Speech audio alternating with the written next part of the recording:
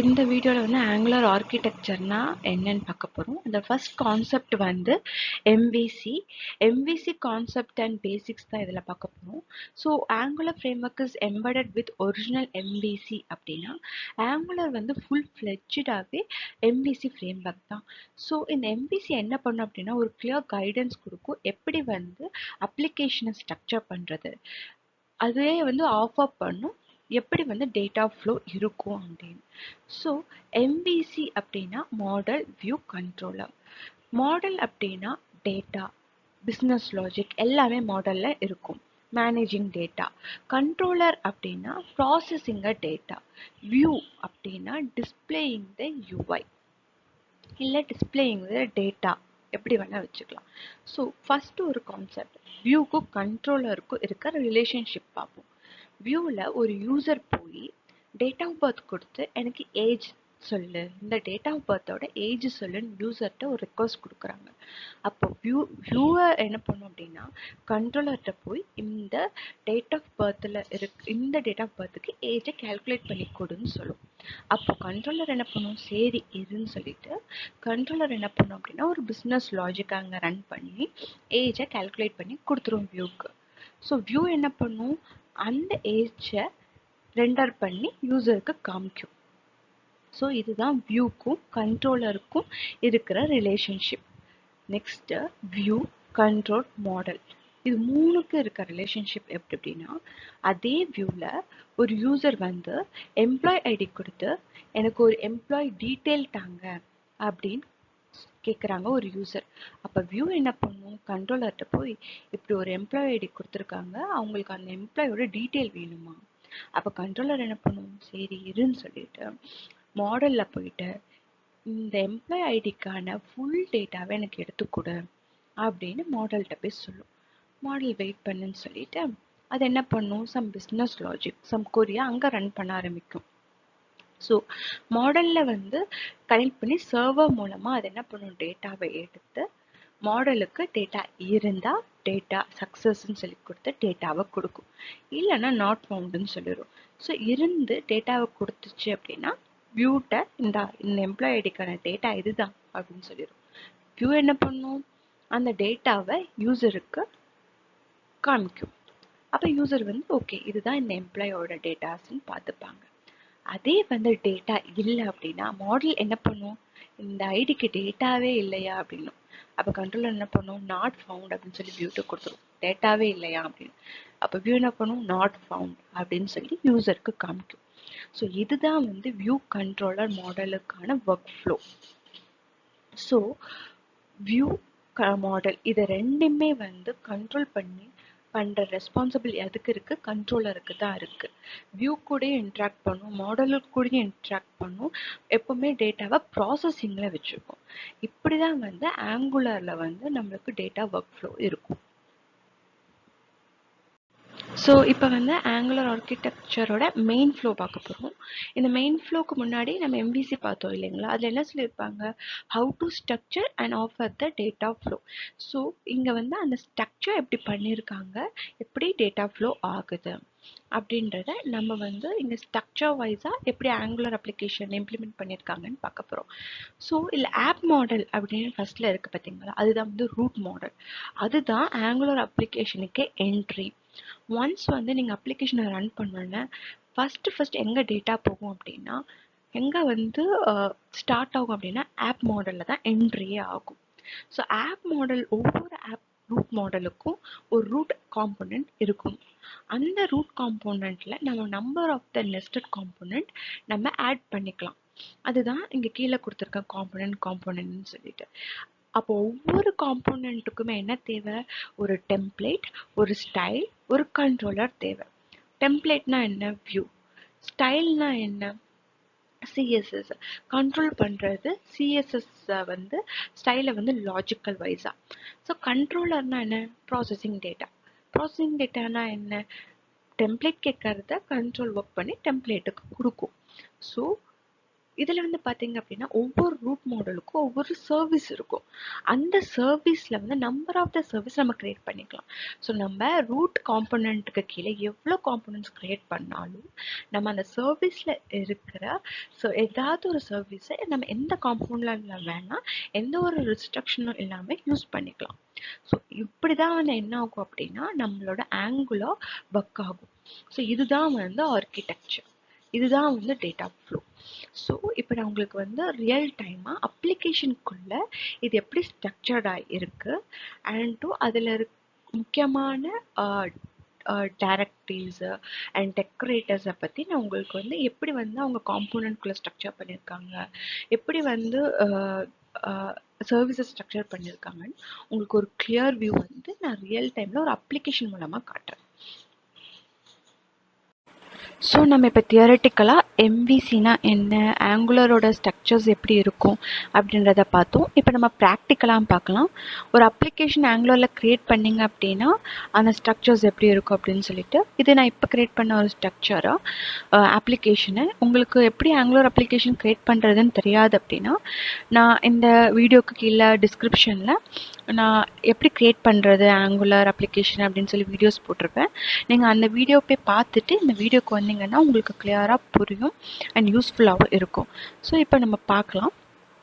Already தெரியும் இல்லை already பார்த்துருந்தீங்க அப்படின்னா நோ ப்ராப்ளம். ஸோ நம்ம இப்போ பார்ப்போம். ஸோ இப்படி தான் இருக்கும் ஸ்ட்ரக்சர்ஸ். ஆக்சுவலாக இப்படி தான் க்ரியேட் ஆனாலும் ஒன்ஸ் இப்படி தான் இருக்கும்.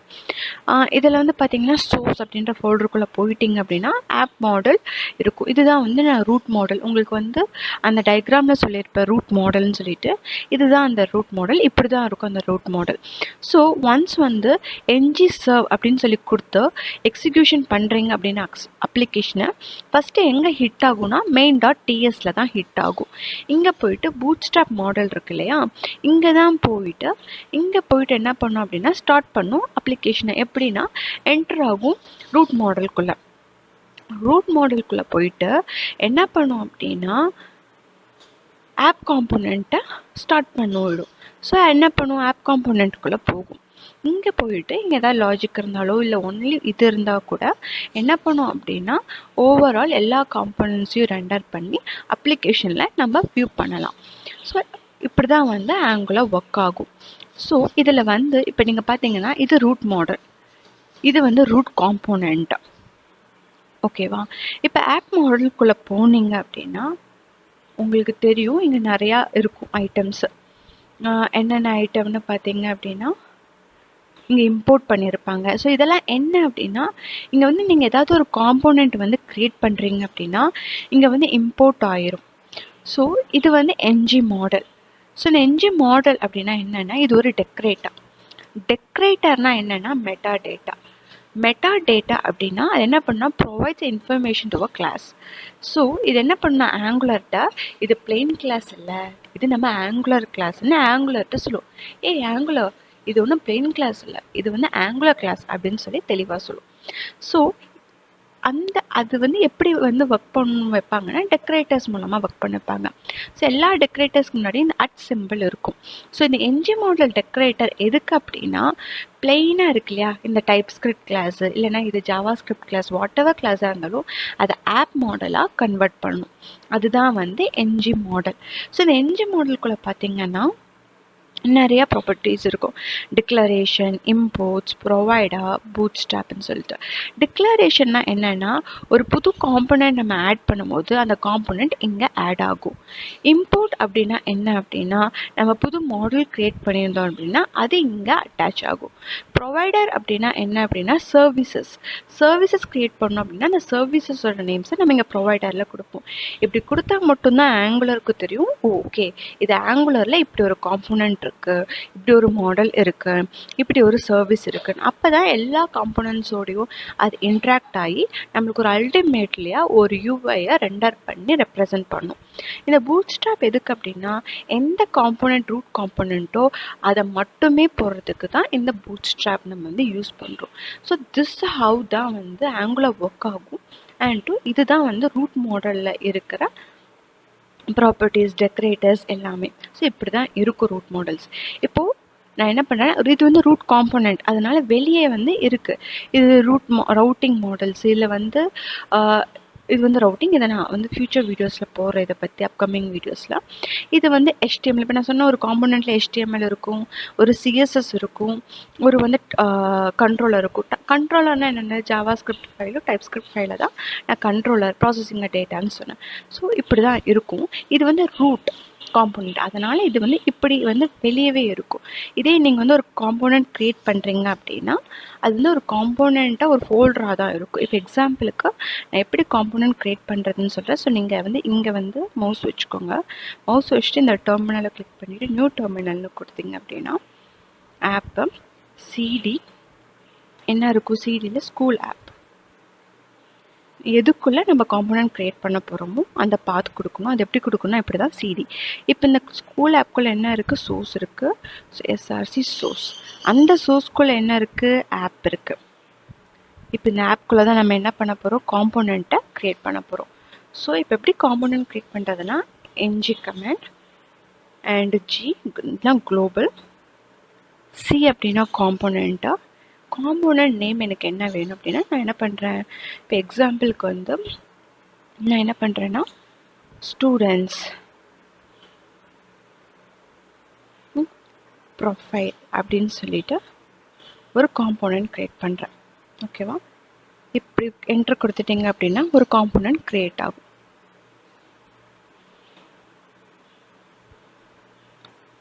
ஸோ க்ரியேட் ஆகிடுச்சு அப்படின்னா இந்த மாதிரி காமிக்கும். இங்கே என்ன ஆகும், இங்கே பார்த்தீங்கன்னா ஒரு ஃபோல்டர் க்ரியேட் ஆகிருக்கு, என்னது, ஸ்டூடெண்ட் ப்ரொஃபைல். ஸோ இது ரூட் காம்போனண்ட். இந்த ரூட் காம்போனண்ட்குள்ளே என்ன இருக்குது, ஒரு சைல்ட் காம்போனண்ட், நெஸ்டட் காம்போனண்ட் இருக்குது. இப்போ இந்த காம்போனண்ட்குள்ளே என்னென்ன இருக்குது, ஒரு டெம்ப்ளேட்னா என்ன, HTML ஃபைல், ஒரு டிஎஸ், இது வந்து டெஸ்ட் யூஸ், ஓகே, ஒரு டிஎஸ் இருக்கும், ஒரு சிஎஸ்எஸ் இருக்கும். ஸோ ஒரு காம்போனண்ட்குள்ளே இதெல்லாமே இருக்கா.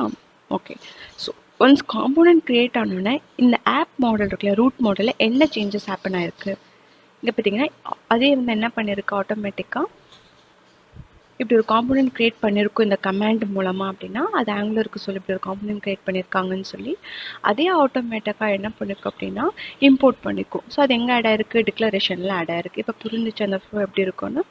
ஓகே, இப்போ நெக்ஸ்ட் என்ன பார்க்க போகிறோன்னா, இப்போ இந்த காம்போனண்ட்குள்ளே போய் பார்த்தீங்க அப்படின்னா என்ன இருக்குது, இங்கே ஒரு டெக்கரேட்டர் இருக்குது, காம்போனண்ட் அப்படின்னு டெக்கரேட்டர். இந்த டெக்கரேட்டர் எதுக்கு யூஸ் பண்ணுறாங்க, ஓகே, இப்போ இந்த காம்போனண்ட் அப்படின்னா என்னென்னு பார்ப்போம். காம்போனண்ட்னா என்ன சொன்னால் டெக்கரேட்டர் அட் முன்னாடி இருக்குது.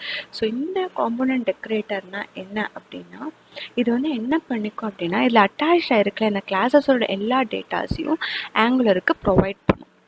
ஓகேவா, அதுதான் வந்து காம்போனண்ட் டெக்கரேட்டர். இது எப்பவுமே வந்து ஒரு கிளாஸுக்கு மேலே தான் இருக்கும். ஸோ இது வந்து ஒரு கிளாஸுக்கு மேலே தான் அட்டாச் ஆகிருக்கும். இதுக்குள்ளே பார்த்தீங்கன்னா ஒரு 3 இருக்குது. அது என்னென்ன கண்டென்ட்ஸ் ஆகிருக்குன்னா metadata, selector, template URL and style URLs. செலக்டர்னால் என்னென்னா can access this component to any place. இந்த காம்போனண்ட்டில் இந்த ஓவரால் அப்ளிகேஷனில் எந்த காம்போனண்ட்குள்ளே வேணாலும் இந்த ஆப் ஸ்டூடெண்ட் ப்ரொஃபைலை வந்து நம்மளால் ஆக்சஸ் பண்ண முடியும். ஸோ இந்த டெம்ப்ளேட் URL அப்படின்னா நம்மளோட HTML இந்த காம்பவுண்டோட HTML ரெப்ரசன்ட்டை வந்து பாயிண்ட் பண்ணியிருப்பாங்க. ஸ்டைல் URLனால் இந்த காம்போனண்ட்டுக்கு மட்டுமே யூஸ் பண்ணுற CSS. ஸோ இப்படி தான் வந்து ஒரு டெக்கரேட்டருக்குள்ளே மெட்டா டேட்டாவை செட் பண்ணியிருப்பாங்க. அப்போ தான் ஆங்குலருக்கு தெரியும், ஓகே இந்த காம்போனண்ட்டோட செலக்டர் இது, டெம்ப்ளேட் URL இது, ஸ்டைல் URL இது. ஸோ வந்து இந்த செலக்டரை வந்து நம்ம எந்த ஒரு காம்போனண்ட்டில் வேணால் ஒரு டைரக்டிவாக நம்ம யூஸ் பண்ணிக்கலாம். ஸோ இட் வில் பி ஆக்சசபிளாக இருக்கும். இப்போ நீங்கள் பார்த்தீங்க அப்படின்னா நான் சும்மா இப்படி தான் வந்து நம்ம யூஸ் பண்ணிக்கலாம். எப்படி யூஸ் பண்ணோம் அப்படின்னா ஒன்றும் இல்லை, இப்போ நான் இதை ஜஸ்ட் காப்பி பண்ணிக்கிறேன் உங்களுக்கு காமிக்கணுன்றதுக்காக. காப்பி பண்ணிவிட்டு இப்போ நான் என்ன பண்ணுறேன், இது வந்து ரூட் காம்போனண்ட் இல்லையா, இந்த ரூட் காம்போனண்ட்டில் வந்து ஆல்ரெடி நிறையா இருக்குது. இருந்தாலும் ரூட் காம்போனண்ட் வந்து நம்ம இன்னொரு காம்போனண்ட் ரூட் காம்போனண்ட்குள்ளே நம்ம என்ன பண்ணிக்கலாம் அப்படின்னா இப்படி போட்டுக்கலாம். ஸோ இப்படி போட்டுக்கிட்டால் என்ன ஆகும் அப்படின்னா இந்த காம்போனண்ட்டுக்குள்ளே இந்த காம்போனண்ட் சைல்ட் காம்போனண்ட்டாக ஆக்ட் ஆகி நம்மளுக்கு வியூ பண்ண முடியும். இதெல்லாம் பற்றி நான் இன்னும் டீட்டெயிலாக ரியல் டைம் எக்ஸாம்பிளோட சொல்கிறேன்.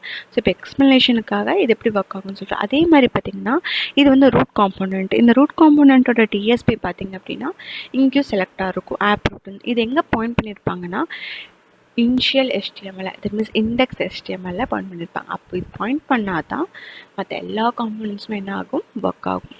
ஸோ இதுதான் வந்து flow and architecture of Angular component. இப்படி தான் இருக்கும். இல்லை ஏதாவது டவுட்னா நீங்கள் கமெண்ட் பண்ணலாம். அண்ட் நெக்ஸ்ட் வீடியோவில் வந்து ஒரு காம்போனன்ட் க்ரியேட் பண்ணுறது எப்படி, அதுக்கப்புறம் இன்டர்போலேஷனா என்னது, பைண்டிங்னா என்னதுன்னு ஒவ்வொரு ஃபியூச்சராகவே நம்ம நெக்ஸ்ட் வீடியோஸில் பார்ப்போம். இந்த வீடியோ உங்களுக்கு யூஸ்ஃபுல்லாக இருந்துச்சுன்னா லைக் பண்ணுங்கள், கமெண்ட் பண்ணுங்கள், சப்ஸ்கிரைப் பண்ணுங்கள் அண்ட் பெல் ஐக்கான் கிளிக் பண்ணுங்கள். இந்த வீடியோட கண்டினியூஷன் நான் போட்டிருந்தேன் அப்படின்னா கண்டிப்பாக இந்த வீடியோட லிங்க் வந்து இந்த டிஸ்கிரிப்ஷன் கீழே கொடுத்துருப்பேன். நீங்கள் அதை பாருங்கள். அண்ட் தேங்க்ஸ் ஃபார் வாட்சிங்.